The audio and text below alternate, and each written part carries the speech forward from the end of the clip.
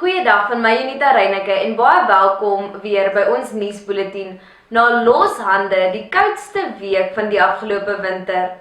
Waldie Volkskenk van ons nuuskantoor is hier by my en is iemand wat nie baie lief is vir die winter nie, nee Waldie? Junita, indeed, I must admit I'm usually not doing very well in winter, and the past week was nothing but an ordeal.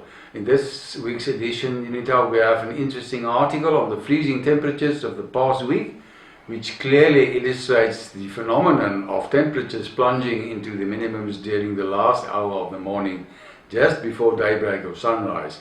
Conversely, this is also, of course, exactly the same, or the opposite rather, what happens during the blistering hour just after sunset during summer, for those of you who have always wondered about this strange phenomenon.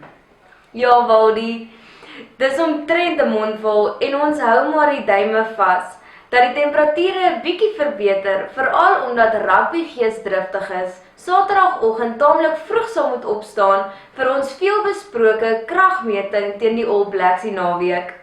Kom ons hoop ook die bokke speel ons harte warm soos verlede naweek. Waldie, van temperature gepraat, Jacaranda FM se sogenaamde warmfees het die afgelope naweek by die Waterfall Mall plaasgevind. En hierdie was 'n geleentheid vir Rustenburgers om ons naam hoog te hou in terme van omgee verander, nie waar nie? Junita, yes, visitors were invited to a music festival with several leading South African singers, artists, musicians, and entrance fees were in the form of cash donations, a warm blanket or two, or canned food and imperishables for the sake of the needy. Sadly, this was not Rustenburg's best effort, as our town didn't or couldn't keep up with our performance of last year, when Rustenburg was incidentally the most successful town in terms of the monies raised for welfare. Perhaps the cold spell of late could be blamed for this. Daar is deesdae sommer baie opwindende promosies en kompetisies in die koerant. Op bladsy 2 van hierdie uitgawe is al die besonderhede van hoe jong voornemende bruide 'n kans kan staan om 'n pragtige trourok van Pieter Bondizio Couture te wen. Dit vind natuurlik plaas tydens die Waterfall Mall se Wedding Expo van 27 tot 30 Julie. Hier kan pryse losgeslaan word deur enige iemand wat by troues betrokke is, van fotograwe tot grimeringskunstenaars. Wenners sal op Facebook aangekondig word. Maar maak eers seker dat jy op die besoekerslys tydens die Wedding Expo is. You need to, a good thing that you have gotten married already, otherwise you probably would have won that as well. You're so lucky with competitions. On page 3 we have an article of a contractor who have been caught after an attempt to rig a tender for a tailings dam by Sibanye Stilbord in Rustenburg to the tune of 18 million. The contractor was sentenced to a fine of 100,000 or 5 years imprisonment, perhaps a stern warning to others who think that they would be able to get away with fraud. My hart is maar altyd by ons geliefde troeteldiere en ek sien daar is 'n pragtige berig, eintlik 'n waarskuwing vir mense wat gehoop het om 'n blou aapie of 'n klein bobbiejaantjie as 'n troeteldier aan te hou.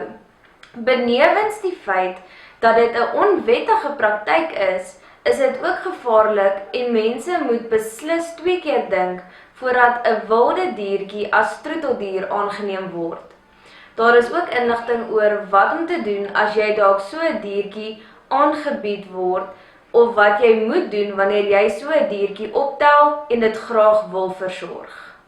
Junita, perhaps one of the strongest news stories in this edition is our article on page 5 of a new mosque with 31 additional housing units for mosque office bearers that will be developed on the open piece of land at the back of the Checkers Hyper store, directly opposite Rockcliffe Estate's main entrance and between Mayet and Cuckoo Avenues.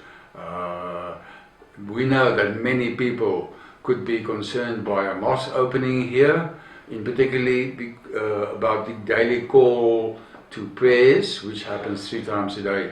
But there is in fact not much reason for concern.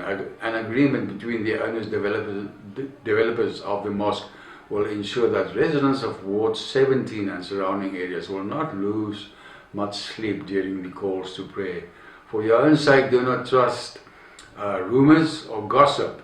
See the full article with the correct information and set your mind that is. Turn to page 5 and read the article before you cry foul.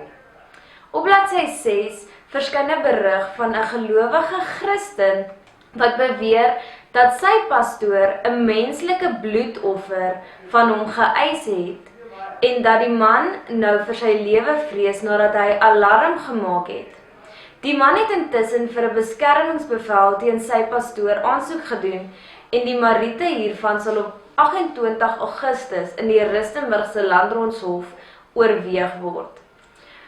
Ons het ook baie foto's van die mense van Mariko Ministries wat 'n wonderlike uitreik vir skoolkinders aangebied het, 'n sopkombuisbedryf het en met kinders onder meer oor die gevare van boelery by skole gepraat het. Ongeveer 120 kinders het die dag se verrigtinge bygewoon en heerlik gesmil aan die heerlike warm sop wat uitgedeel is. Speaking of festivities, Saturday saw yet another edition of the very popular Brahhouse Africa Door Spheres, which included vintage tractor show, vintage car show, Buddha sport competitions, Buddha music, tug of war, a handcraft market, and of course lots of eats and drinks throughout the day. A wonderful precursor for the exciting rugby match between Australia and the Boks later in the afternoon.